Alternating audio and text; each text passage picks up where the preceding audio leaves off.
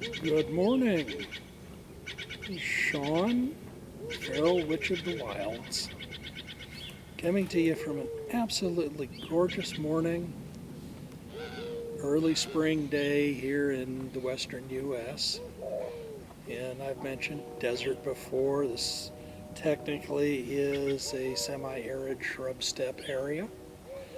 And hopefully I won't be sneezing on this room because I am getting pollinated by the pine trees that are next to me, which are not really normally seen here. I do have irrigation that keeps them going. So today's video, how did I become a witch? And that's kind of it's an interesting path. I would have to say, just as a preamble here, well, I think I was born with a brain structure and brain development that probably predisposed me to this path. I also think that given different circumstances, I could have gone down a different path. So I did not start in a witchy family. I know some people out here on social media land did, and it's a great start. Christianity was assumed as a standard in my family, but Sunday school stories left me uneasy. The idea in the Christian Old Testament, take your son up the mountain and sacrifice him. Hold it, what? I mean, shouldn't you be saying, excuse me, what did you just tell me to do? But these stories were portrayed as showing such devotion and all. To me, they really seem to show a very abusive relationship between a deity and their followers. And that did not sound very appealing to me.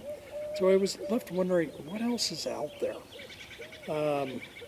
My personality led me to nature and the wilds. You'll find that periodically I do stumble on words. I'm not going to go back and re-record stuff when I do. The land spirits really drew me in. Some were indifferent. Some were friendly. Some were more of a quid pro quo in their dealings, I found.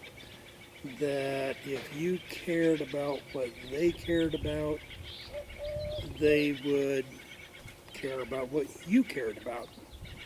For a lot of them, it was very easy because what they cared about is what I cared about, so there was a compatibility there.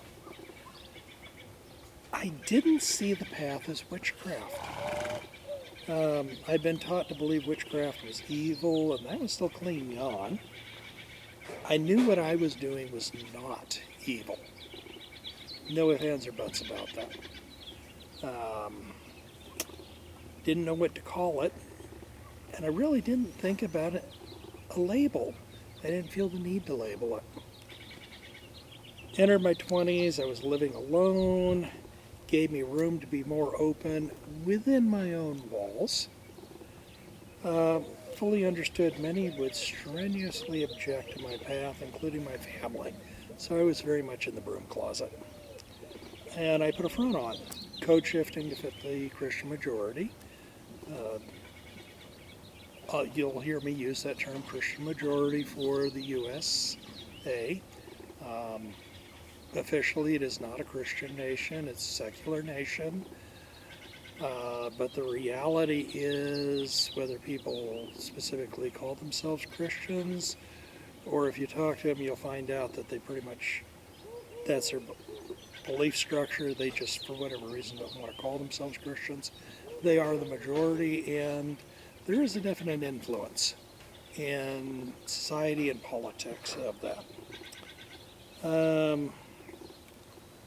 One thing I did in my 20s is I definitely stopped seeing witches as evil. It was, this is not an evil practice, but still didn't internally call myself a witch. even though definitely looking back on it, absolutely I was. Entered my 30s, still living alone. Didn't voice that what I had been doing was witchcraft still.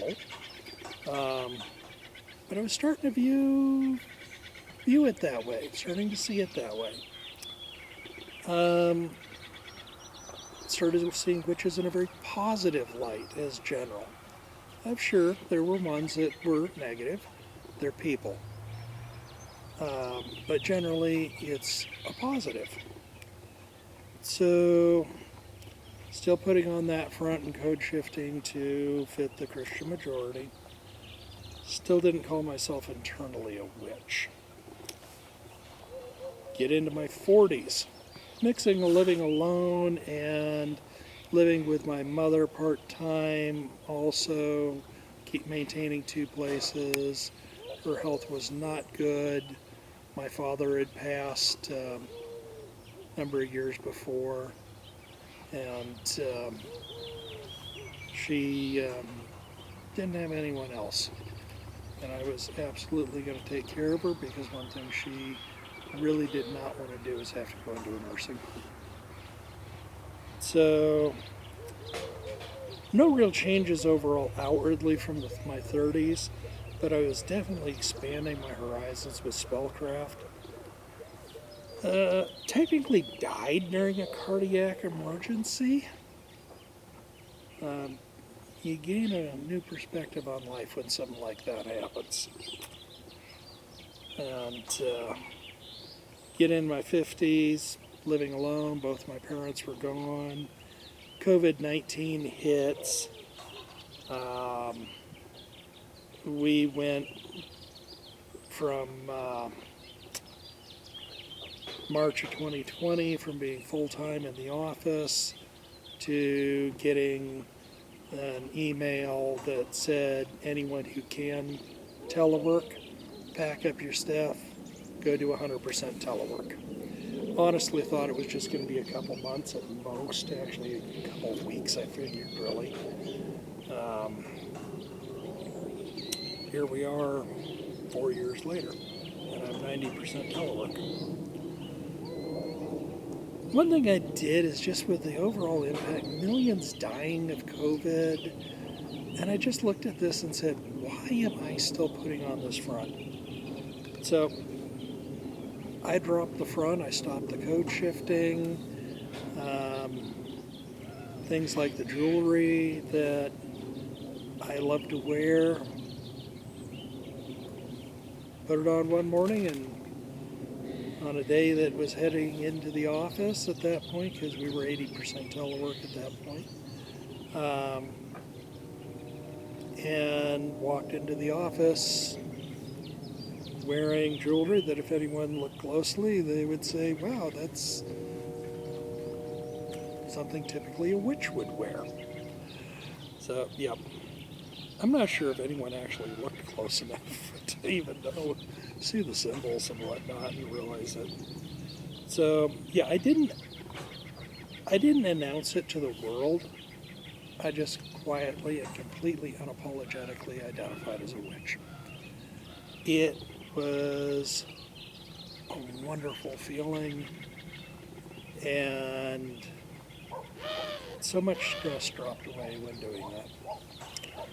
So that was my path to becoming a witch, identifying as a witch internally and then openly, to where now, 10 years ago, I would never have thought I would be making a video to post on YouTube for the world to watch where I'm openly saying I am a witch.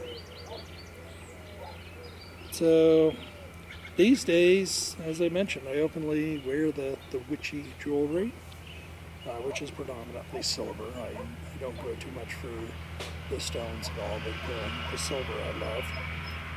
I've got pagan holidays on my work calendar because I am not a Christian. I am continental Celtic, really Central Europe. So polytheistic. And we'll probably go into that in the future.